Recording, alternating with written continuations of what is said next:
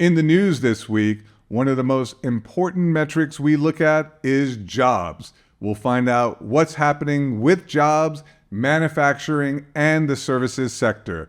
Let's take a look. Before we begin, remember to like this video and subscribe for more economic updates.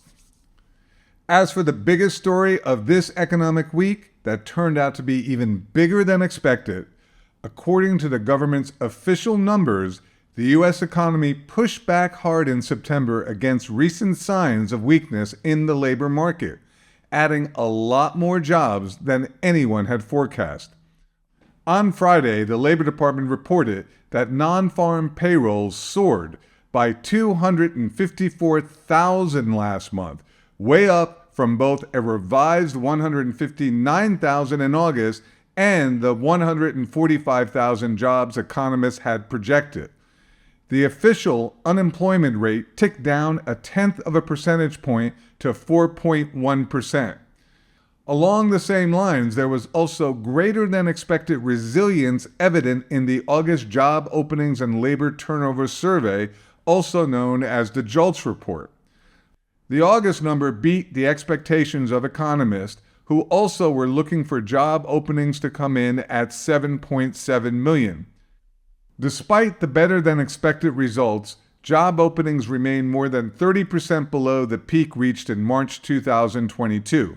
According to the Labor Department, there were roughly 1.1 jobs for every unemployed person, which is nearly half of the number available 2.5 years ago.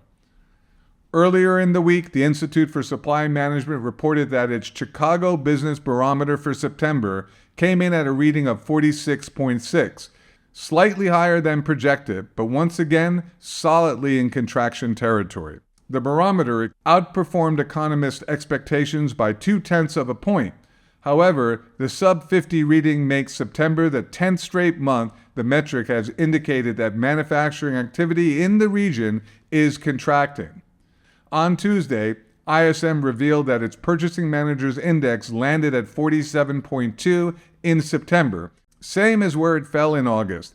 The reading was a bit of a disappointment for economists who expected to see it come in at 47.7. It's also the 22nd time in the last 23 months that manufacturing PMI was in contraction territory. However, on Thursday, ISM was back to report significantly better news from the economy's other dominant sector, revealing that its services PMI in September jumped to its highest level in 1.5 years. According to the data, ISM Services Index rose to 54.9 last month, nearly 3.5 points higher than both the August number and the projection of economists. Among the most upbeat of the metric's component measures was the New Orders Index, which climbed to 59.4, its highest level since February 2023. On the downside, the measure's Employment Index not only fell for the first time in 3 months, but dropped into contraction territory, tumbling a little over 2 points from 50.2 in August down to 48.1. That's all for now. Make sure to join us next week when we'll continue to keep you informed about what's happening in the economy. This is Devlin Steele for Augusta Precious Metals, signing out.